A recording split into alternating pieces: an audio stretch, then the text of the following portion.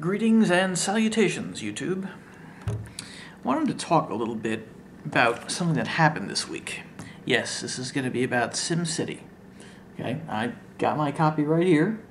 In the viewfinder, it looks backwards. But anyway, got my copy right here. It was at the midnight opening. Purchased it. But for many of us, we couldn't play. See, EA has done this thing where you can't play unless you're permanently connected to their servers. Okay, fine. It's a copy protection thing. I mean, I've been playing SimCity back when it was available in 3.5-inch and 5.25-inch floppy disks. They even had that red copy protection chart. A dark red made it more difficult to photocopy, I suppose. But the problem is, their infrastructure couldn't handle it. You see, they only had a few servers per region. They had North America East 1 and 2, North America West 1 and 2, a few for Europe, what have you. It didn't hold up. And as a result, millions of people left out in the cold. And, you know, there was even an apology, and Maxis and EA took it on the chin. Not good. But I'm not someone to just bitch and moan. I have a few legitimate suggestions, which they've already started to do. They rolled out a few new servers fairly quickly. In comparison to other online game launches, this one was not smooth. The only online game launch that I can possibly remember being smooth was Guild Wars 2. And even then, not all the features were rolled out. They had that Black Lion trading thing that was deliberately disabled, and everyone knew from the get-go is not going to be available. I also remember City of Heroes and City of Villains being relatively trouble-free. Do large multiplayer games suffer? Yeah, they do.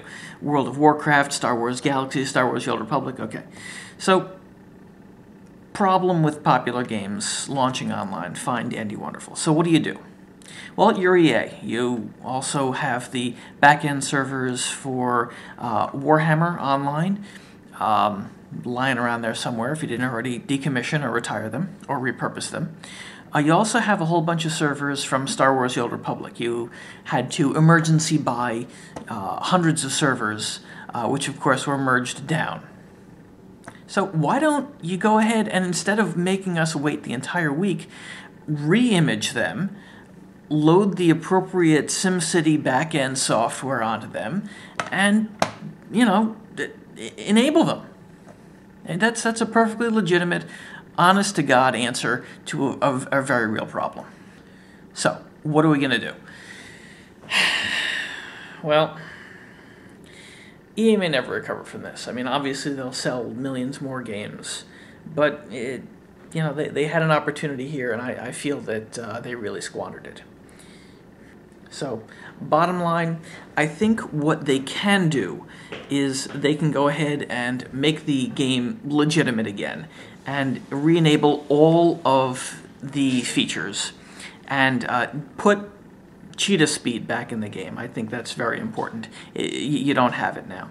And hopefully this will upgrade the infrastructure back to what it was, and maybe when you send a chat to your region mates, it won't take 2 to 3 minutes just for them to see it. Just my 2 cents, and I hope people agree. Comment, like, subscribe, and let's see where this takes me. Bye.